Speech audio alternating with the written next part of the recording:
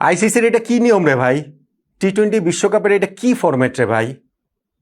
20 দলের টুর্নামেন্ট, 4টা গ্রুপে খেলা হবে। প্রথম পর্বে প্রতি গ্রুপে 5টি করে দল, সবাই সবার সঙ্গে খেলবে এবং প্রতি গ্রুপের চ্যাম্পিয়ন রানার্স আপ এই 2টা করে দল পরের রাউন্ডে উঠবে। 4 দুগুণে 8টা দলকে আবার 2 গ্রুপে ভাগ করা হবে সুপার এইটসে, সবাই সবার সঙ্গে নিজ গ্রুপে খেলবে। 2 গ্রুপ থেকে 2 দুগুণে 4টা দল সেমিফাইনাল উঠবে, বিজয়ীরা ফাইনাল খেলবে। এই মোটা দাগে এই ফরম্যাটে কোনো সমস্যা নেই, কিন্তু সমস্যাটা এই প্রথম পর্বের গ্রুপ চ্যাম্পিয়ন গ্রুপ রানার্স আপের আলাদা কোনো তাৎপর্য না থাকাতে।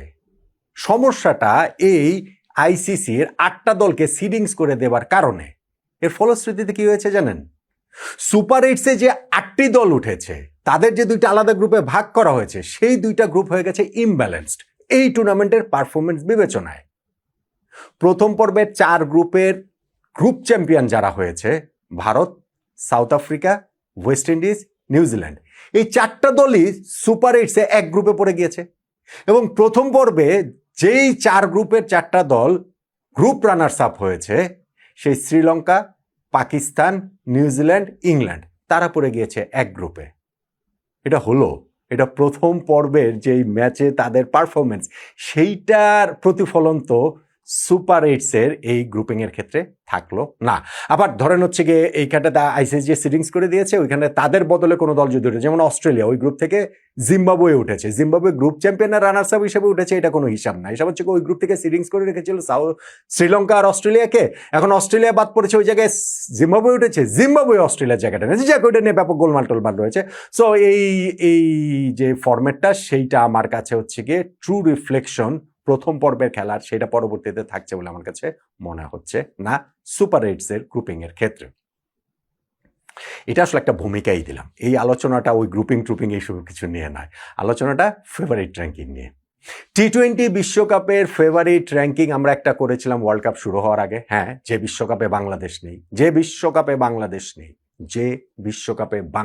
নেই, এই হাহাকার আমাদের সবসময়ই থাকবে স্টিল। তারপরে ওয়ার্ল্ড কাপ শুরু হওয়ার আগে একটা ফেভারিট র্যাঙ্কিং করেছিলাম। এখন যখন প্রথম পর্বটা শেষে সুপার এইটস পর্বটা শুরু হচ্ছে, তখন আরেকটা ফেভারিট র্যাঙ্কিং করি। সারপ্রাইজিংলি ফেভারিট র্যাঙ্কিংটা আসলে অত সারপ্রাইজিং না, এলোমেলো যে হয়ে গেছে, ওলটপালট হয়ে গেছে, ওইটা সারপ্রাইজিং না। সারপ্রাইজিং হচ্ছে গিয়ে 2টা পজিশন একই রয়ে গিয়েছে। ওয়ার্ল্ড কাপ শুরু হওয়ার আগে যেই ফেভারিট র্যাঙ্কিং ছিলাম, সেখানে জাস্ট 2টা পজিশন একই রয়ে গিয়েছে। সেই 2টা পজিশনের মধ্যে একটা দেশের অবস্থান মনে হয় অত সারপ্রাইজিং না, কিন্তু আরেকটা দেশেরটাও কি একটু সারপ্রাইজিং। আসুন, টি-20 বিশ্বকাপের সুপার এইটস পর্ব শুরু হওয়ার আগে নট আউট নমনে একটা ফেভারিট র্যাঙ্কিং, সেটা আপনি আপনার সঙ্গে মিলিয়ে নিতে পারেন। পেছন থেকে শুরু করছে 8 নম্বরে জিম্বাবুয়ে। জিম্বাবুয়ের প্রতি হয়তো ফেয়ার হয় না যে তারা যেই গ্রুপ থেকে গ্রুপ চ্যাম্পিয়ন হয়েছে, অস্ট্রেলিয়াকে হারিয়েছে, বিদায় করিয়ে দিয়েছে, পরবর্তীতে শ্রীলঙ্কাকে হারিয়েছে, কোনো ম্যাচ তারা হারেনি, 3 ম্যাচ জয়, একটা বৃষ্টির কারণে বেশি গিয়েছে, তাদেরকে 8 নম্বরে রাখাটা একটু আনফেয়ার মনে হতে পারে। কিন্তু আমার এই র্যাঙ্কিংটা হচ্ছে কি, শিরোপা জিতবে কারা, একদম ট্রফি জয়ের কারা, এখান থেকে ধরেন সুপার এইট থেকে সেমিফাইনালে যাবে তাও নয়। সো শিরোপা জয়ের হিসাব করলে এই 8 দলের মধ্যে আমার সম্ভাবনা সবচেয়ে কম আসলে জিম্বাবুয়েরই মনে হয়। তারা অলরেডি দুর্দান্ত অ্যাচিভ করে ফেলেছে সুপার এইটসে উঠে, স্পেশালি এরকম টাফ গ্রুপ থেকে স্পেশালি অস্ট্রেলিয়াকে বিদায় করে দিয়ে যদি জিম্বাবুয়ে এখান থেকে সেমিফাইনাল যেতে পারে সুপার এইটস থেকে, সেইটাও অনেক বড় অ্যাচিভমেন্ট হবে। কিন্তু ফেভারিট র্যাঙ্কিংয়ে তাদেরকে আমি 8 নম্বরেই রাখছি। আগে যে ফেভারিট র্যাঙ্কিংটা করেছিলাম টপ 10, ইনফ্যাক্ট সেখানে টপ 10-এর মধ্যেই জিম্বাবুয়ে ছিল না। 7 নম্বরে আমি রাখছি ইংল্যান্ডকে, যাদেরকে আমি ওয়ার্ল্ড কাপ শুরু হওয়ার আগে 3 নম্বরে রেখেছিলাম। কিন্তু ইংল্যান্ডের এই ওয়ার্ল্ড কাপে পারফরমেন্সটা মোটেই আপ টু দ্য মার্ক না। ওয়েস্ট ইন্ডিজের কাছে তো তারা হেরেছেই, নেপালের কাছেও তারা হারতেই পারতো, এমনকি ইতালির কাছেও তারা হারতেই পারতো, স্কটল্যান্ডকে শুধুমাত্র হারিয়েছে। তবে তাদের পারফরমেন্সটা ইংল্যান্ডের not up to the mark. আমার মনে হয় যে তাদের খেলাটা যদি অনেক রেস করতে না পারে, তাহলে তাদের সেমিফাইনালে যাওয়াটাই কঠিন হবে, শিরোপা জয় তো আরো অনেক অনেক কঠিন। ইংল্যান্ডকে তাই আমি 7 নম্বরে রাখছি। 6 নম্বরে পাকিস্তান, এবং এইটাই হচ্ছে গিয়ে একটা র্যাঙ্কিং ওয়ার্ল্ড কাপ শুরু হওয়ার আগেও তাদেরকে আমি 6 নম্বরে রেখেছিলাম। পাকিস্তান তাদের গ্রুপে এইখানটাতে প্রথম ম্যাচটা জিতে তাদের কষ্ট করতে হয়েছে, তবে ভারতের বিপক্ষে তাদের হারতে আবার অতটা কষ্ট হয়নি, সহজেই তারা হেরে টেরে গিয়েছে। পাকিস্তানের এই টিম, আমি বলেছিলাম যে একটা গাট ফিলিং আমার আছে যে টিমটা অনেক ভালো করবে, বেশ কিছু দিয়ে যাবে, সেই গাট ফিলিংটা আমার এখনো আছে। আমার এখনো মনে হয় যে পাকিস্তান এই জায়গাটা থেকে এই সুপার এইট থেকে সেমিফাইনাল পর্যন্ত অন্তত পক্ষে যাবে, ফাইনালও পর্যন্তও যেতে পারে। আরেকটা ভারত পাকিস্তান ম্যাচ দেখার একটা আকাঙ্ক্ষার জায়গা থেকেও আমি আসলে এই কথাটা বলছি। কিন্তু সত্যিকার অর্থে তাদের যে মাঠের পারফরমেন্স সেইটা আসলে নাম্বার 6-এর উপরে ফেভারিট র্যাঙ্কিংয়ে ওঠানোর মতো না। টুর্নামেন্ট শুরু হওয়ার আগেও তারা ওই নাম্বার 6 পজিশনটাতেই ছিল। নাম্বার 5 ওয়েস্ট ইন্ডিজ, যাদের টুর্নামেন্টের আগে আমি 9 নম্বরে রেখেছিলাম। সেই ওয়েস্ট ইন্ডিজের পারফরমেন্স এই ওয়ার্ল্ড কাপে, তারা গ্রুপ পর্বে 4টা ম্যাচ খেলেছে, তারা 4টাই জিতেছে। হ্যাঁ, অ্যাপার্ট ফ্রম ইংল্যান্ড বাকি দলগুলো অত শক্তিশালী না, বাট স্টিল তারপরেও জিতেছে। তো ওয়েস্ট ইন্ডিজ যেরকম অধারাবাহিক, সেই ওয়েস্ট ইন্ডিজের জন্য এই পারফরমেন্সটা ভালো এবং তাদেরকে একটা টিম হিসেবে পারফর্ম করছে সেইটা মনে হচ্ছে। ফলে এই ক্যারিবিয়ানদের পক্ষে সত্যিকার অর্থে আমি জানি না 2টা ওয়ার্ল্ড কাপ তারা জিতেছে, 3rd ওয়ার্ল্ড কাপ অ্যাড করাটা সম্ভব হবে কিনা। এই কনসিস্টেন্সি ধরে রাখাটা একটু বেশি চ্যালেঞ্জিং। আমার মনে হয় ওয়েস্ট ইন্ডিজকে একটু আগে তারা মানে গিয়ারটাতে পিক করে ফেললো কিনা, মানে তারা আর কি 6 গিয়ারে চলে গেল কিনা, ওইটা একটা কনসার্নের জায়গা। বাট তারা খুব ভালো খেলছে, যে কারণে 9 নাম্বার থেকে ওয়ার্ল্ড কাপ শুরুর আগে ফেভারিট র্যাঙ্কিং ছিল, এখন তাদেরকে আমি 5 নম্বরে তুলে নিয়ে আসছি। 4 নম্বরে নিউজিল্যান্ড। নিউজিল্যান্ড কিন্তু আফগানিস্তানকে বিদায় করে দিয়েছে, মানে আফগানিস্তানকে তো হারিয়েছে। ওই গ্রুপ থেকেও তারা যখন এসেছে, গত ওয়ার্ল্ড কাপের সেমিফাইনালিস্ট আফগানিস্তান, তারা সাউথ আফ্রিকার কাছে ম্যাচ হারিয়েছে। বাট নিউজিল্যান্ডের ওভারঅল পারফরমেন্স কিন্তু আসলে ইমপ্রেসিভ এবং আইসিসি টুর্নামেন্টে তারা যে বড় ভালো খেলে এইটার প্রমাণ তারা এইখানটাতে আবারও রাখলো।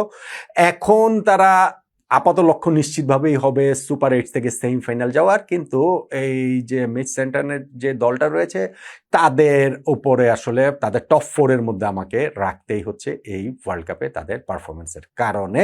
টুর্নামেন্ট শুরু হওয়ার আগে নিউজিল্যান্ডকে আমি 7 নম্বরে রেখেছিলাম। 3 নম্বরে শ্রীলঙ্কা, যাদেরকে টুর্নামেন্ট শুরু হওয়ার আগে আমি 8 নম্বরে রেখেছিলাম। সেই শ্রীলঙ্কার পারফরমেন্স কিন্তু আসলে খুবই ইমপ্রেসিভ।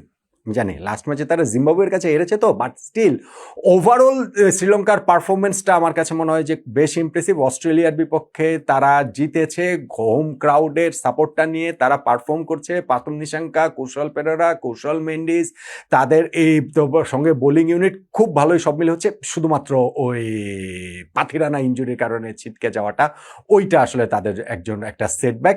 বাট স্টিল শ্রীলঙ্কা যেহেতু সুপার 8-এর ম্যাচগুলো তাদের ঘরের মাটিতেই খেলবে, আমি এক্সপেক্ট করছি যে শ্রীলঙ্কা সেমিফাইনাল পর্যন্ত অন্তত পক্ষে যাবে। সেই জন্য টুর্নামেন্টের শুরুতে তাদের 8 নম্বরে রাখলেও সুপার 8-এর আগে তাদেরকে আমি 3 নম্বরে রাখছি।